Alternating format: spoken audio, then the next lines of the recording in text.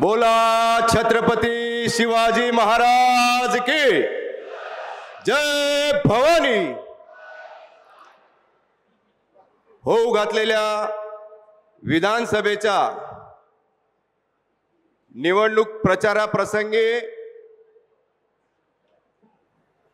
ज्यांच्या प्रचारासाठी आपण सर्वजण एवढ्या मोठ्या संख्येने एकवटलेलो आहोत ते आपल्या सर्वांचे लाडके मार्गदर्शक या मालेगावचे भाग्यविधाते आणि पाचव्यांदा बहुमताने विधानसभेवर विराजमान होणारे आदरणीय दादाजी भुसे साहेब, मंचावर उपस्थित असलेले महायुतीचे सर्व सन्माननीय पदाधिकारी, समोर उपस्थित असलेले सर्व ज्येष्ठ श्रेष्ठ बंधू बांधव, मोठ्या संख्येने उपस्थित असलेल्या माझ्या माता भगिनी, प्रचार हा अंतिम टप्प्यात येऊन पोहोचलेला आहे।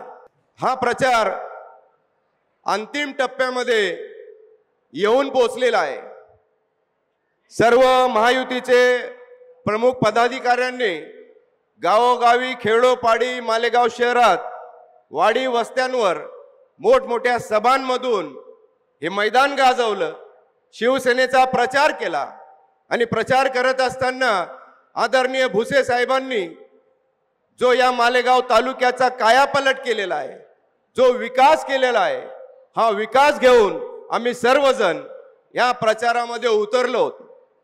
आणि मला सांगायला आनंद होतो, अभिमान वाटतो की साहेबांचं ज्या ज्या ठिकाणी आगमन होत होतं, ज्या ज्या ठिकाणी साहेब जात होते, त्या त्या ठिकाणी उदंड असा प्रतिसाद या जनता जनार्दनाकडून मिळत होता।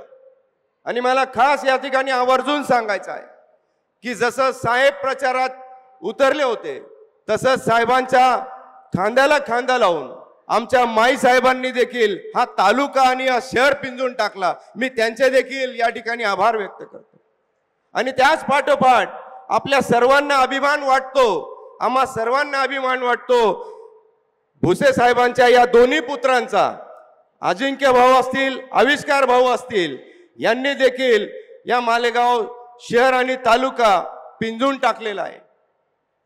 अतिशय उत्साहाने या सर्वांचं या नागरिकांनी स्वागत केलं।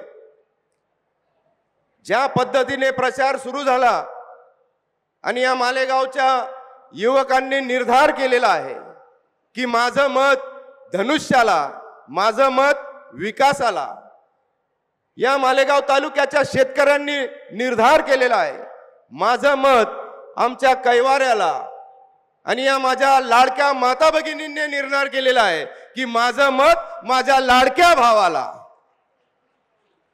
अशा पद्धतीने मालेगाव तालुक्याने जनमत तयार केलेला आहे। आता फक्त औपचारिकता राहिलेली आहे की आपल्याला किती मोठा लीड या ठिकाणी संपन्न होईल याची सर्वांना आपल्याला उत्सुकता लागलेली आहे। मी आपला जास्तचा वेळ न घेता येणाऱ्या 20 तारखेला आपण सर्वांनी धनुष्यबाण या निशाणीचं बटन दाबून, आणि ज्या वेळेस 23 तारखेला या मतपेट्या फुटतील त्यामधून फक्त धनुष्यबाण धनुष्यबाण धनुष्यबाणच निघेल अशी आशा व्यक्त करतो आणि थांबतो। जय हिंद, जय महाराष्ट्र।